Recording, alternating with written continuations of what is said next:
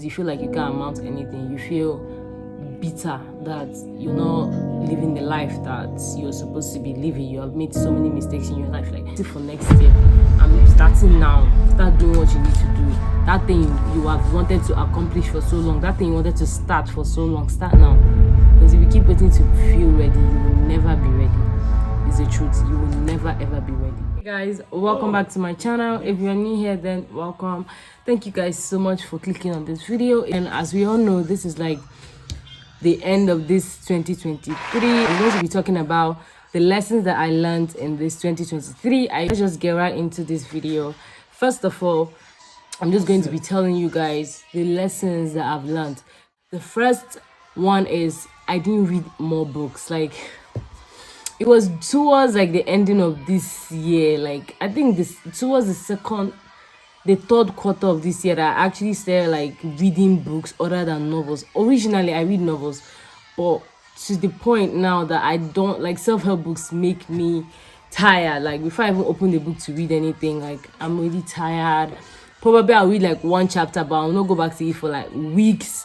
But when it comes to novel, even novels that became hard for me. Like, I didn't read books in general. I didn't read a lot of books. Let's say this whole year now, the number of books I've read, aside from my school books, it would be like 7 or 8, give or take.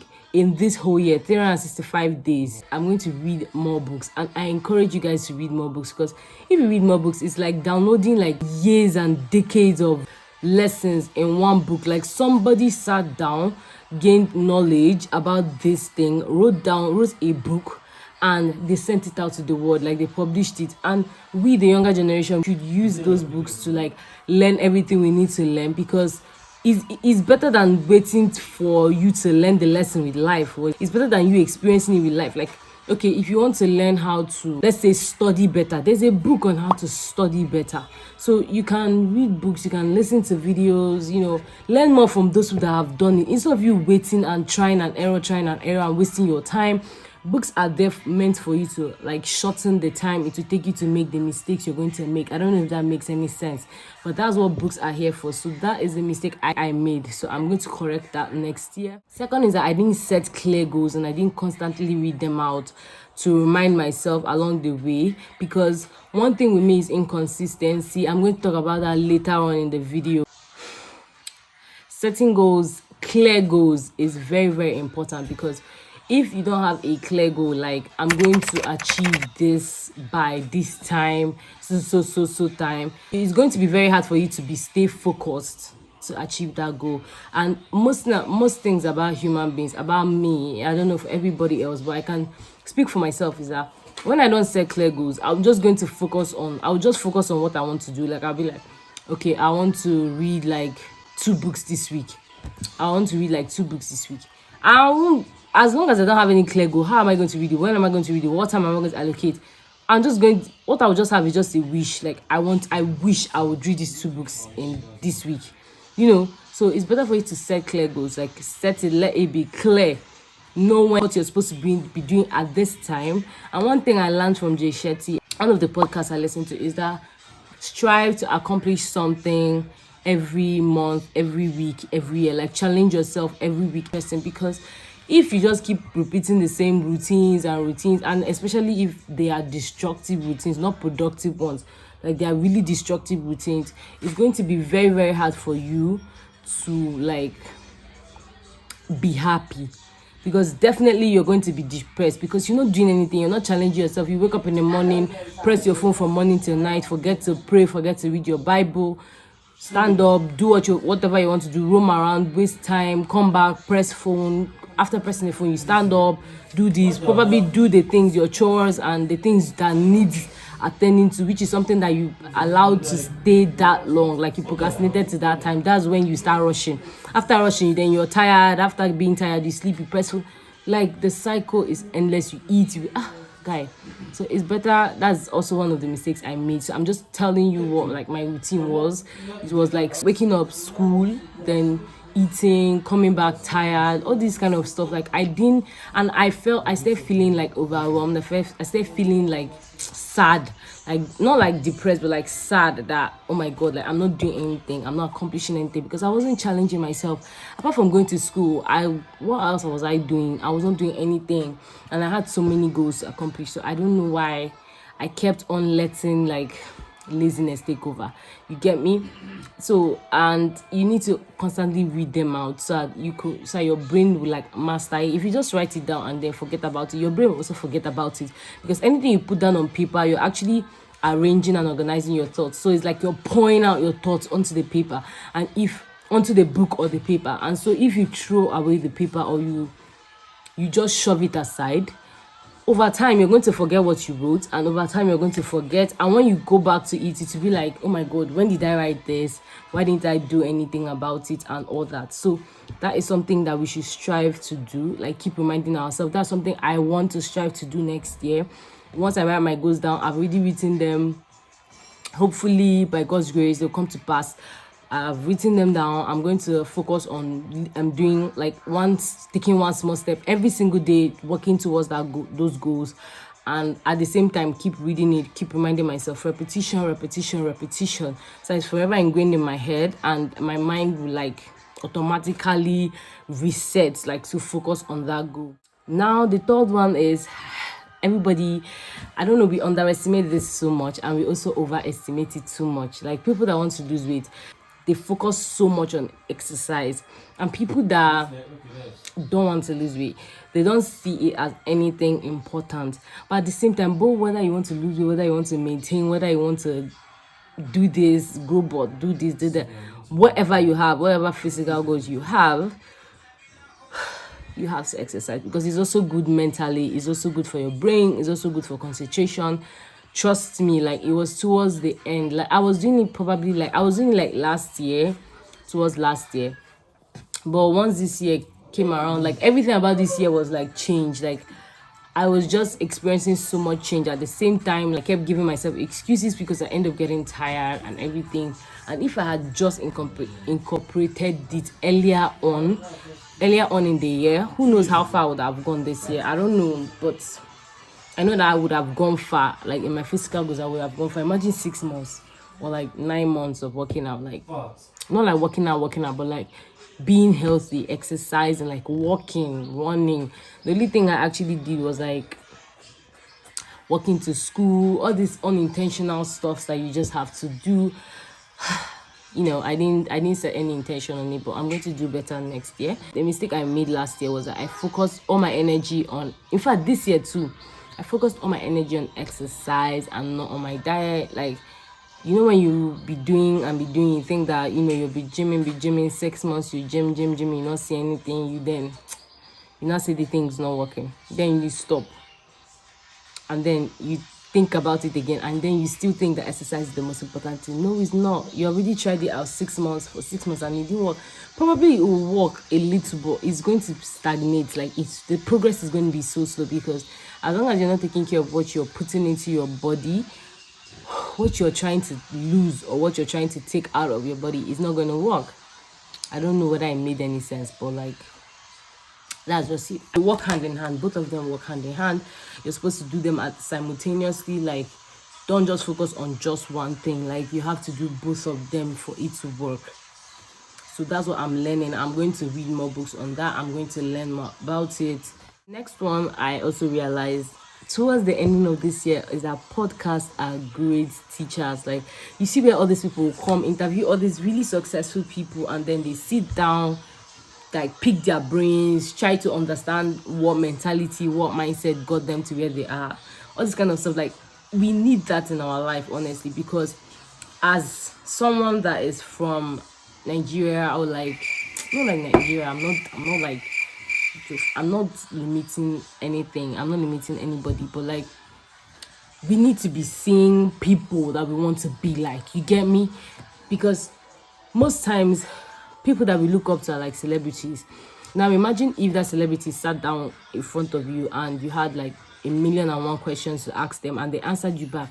It will make you feel like, you know, you'll be able to connect. It will be better on, like, you'll be like, if this person can do it, I can do it too, because like, you're seeing it in real life, like you're seeing them, like we just put them on this pedestal, like this high pedestal, like they are, oh my god, they are superhuman, they are this. But when you actually listen to all these podcasts that actually interview all these people, you will notice that they're just like they're human beings like you, and that's what we need. Like, we just need to be keen into podcasts, like at least podcasts that interview, that focuses on self-development and improvement and all this kind of stuff. Even finances, you even need that kind of podcast, and so many other things. Podcasts are great. I like them. Podcast interviews, they are very interesting, and it's something that you don't have to be visually seeing. Like, you can just put your earpiece in your ear or your AirPods in your ear and be working and be doing whatever you're doing and still be listening to a podcast, because it's going to work. Like, you're going to understand. It's not as if you have to like watch them line word for word and everything. You can still listen to them on the go. There's no excuse for not actually doing it.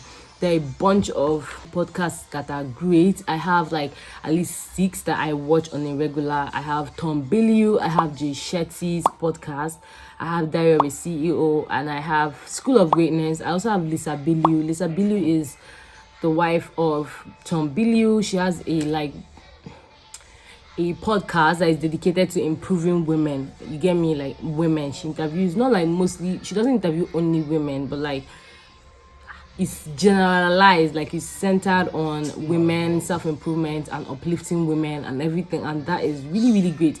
So they also have a couples like podcast where, you know, they talk about relationships, and it's called Relationship Theory. Oh my god, I'm even doing advertisements and so many others. Like, that's not the only. I know Lavender's podcast. I know other podcasts that are great. You just have to find the one that is good for you, and you have to key into it. You get me? Like, listen to podcasts, learn from them. Not just listen to listen, like listen to learn from wise men. You get me?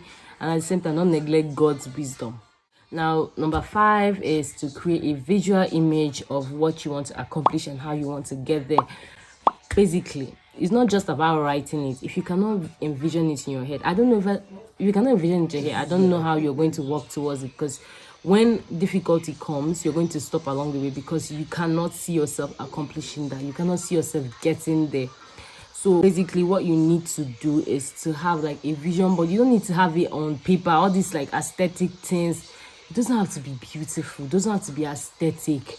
It doesn't have to be board and paper. It doesn't have to be physical. You can do it online. Like, make the thing your screensaver for the year. Like, make it your wallpaper for the year. And it's going to really, really help you. Like, it's really going to help you focus. Like, be able to imagine.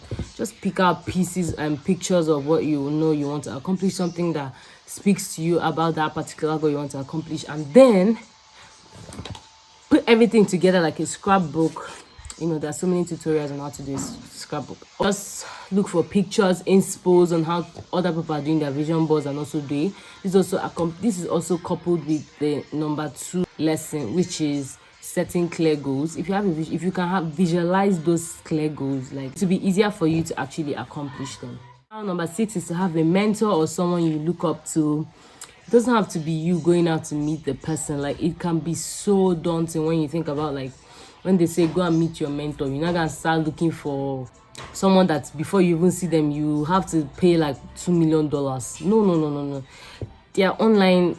You know, everything is online these days. Just probably follow them. If they inspire you, they motivate you, and you know that there's something that they are doing that you want to learn how to do, obviously follow them, shadow them. Not like stalk them, but let's say don't stalk them, but like, well, follow them. So follow them and shadow them and know how, you know, what they do, how they get by, all this kind of stuff. Like, mentor must not be face to face. You must not go and carry cab, go and meet the person in Olush, wherever the place is.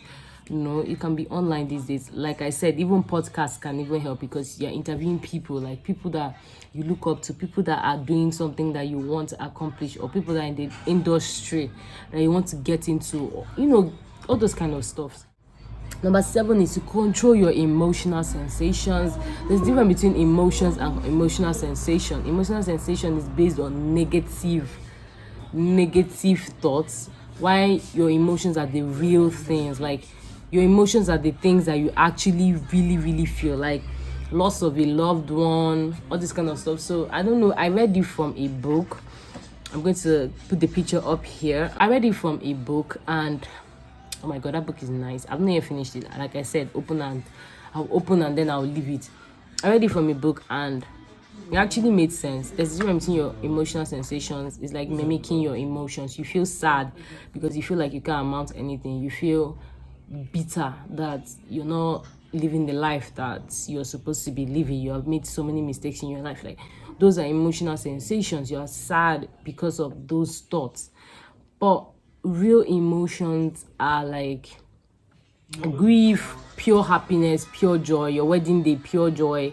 For most people, pure joy, all this kind of like real emotions. So you have to be able to differentiate and also be able to control your emotional sensations, so you know how, and you'll be able to gauge what is real and what is not real, and you know how to act. Because when you tend to be sad because of your emotional sensations, you see some people pulling out from a relationship, like they break away from their friends, they just shut out the word. It's actually good to shut out the word once in a while, but when the person is consistently doing it, like I do, when the person is consistently doing it, it's actually something to, improve on. Actually, it's actually something you need to improve on if that's what you do. That's an example. But there are so many emotional sensations that you need to get control of. That negative thought, negative feeling, just chase it away and focus on just moving ahead, moving forward, because the negative emotions are not going to help you. Negative sensations will not help you. They won't. So it's better for you to just focus on what you need to do that can fix that, or focus on something, or just move on. You get me? Move on and get better. Number 8 is thinking too much. Overthinking things is a disease. It's the truth though, because you think that someone is actually looking at, like, it's just like paranoia to me, because I do that a lot, and I'm going to try to stop that next year. Like, what am I waiting for next year? I'm practicing how to stop it now. I'm not waiting for next year. I'm starting now. Just see the things the way they are. Yes, you can see messages underneath all the, subliminal messages, something like that. But thinking too much is not going to help you. When you overthink things, it stops you, it paralyzes you. The fear, doubt, like, it just brings in those negative things like fear, doubt, and then you start to procrastinate. You start getting lazy because you don't believe enough in yourself to do this. That's because you have been overthinking it. Use Mel Robbins' method. 5, 4, 3, 2, 1. Go, abeg. Start doing your work. Start doing what you need to do. That thing you have wanted to accomplish for so long. That thing you wanted to start for so long. Start now. Just start, and you keep learning along the way. Because if you keep waiting to feel ready, you will never be ready. It's the truth. You will never ever be ready. You have to just start. Don't overthink too much. And then next one is just following this one, and this one is all about like thinking I don't know enough, so I don't try. I don't know if you do it, but like I do it. A lot of people I know are doing it. They feel like they don't have the right equipment to start YouTube. They feel like they don't have enough reasons to break up with this person. They feel like they don't have enough anything to do anything. They feel like they don't have enough knowledge to start this business. They feel like they don't have enough this. Start. Educate yourself. Start. Educate yourself. Keep going. That's how it is. And irony of everything is when you start, you are in the process of starting, and you keep going, and then you keep learning new things. Experience is the best teacher, honestly. Failure can be a good thing. It's devastating, yes. Ages, guys. Like, it's been so long since I saw you guys. It's been so long since I sat down to film a video like this. And today, the day of filming, like today, when I'm filming this, today is the 30th of December 2023.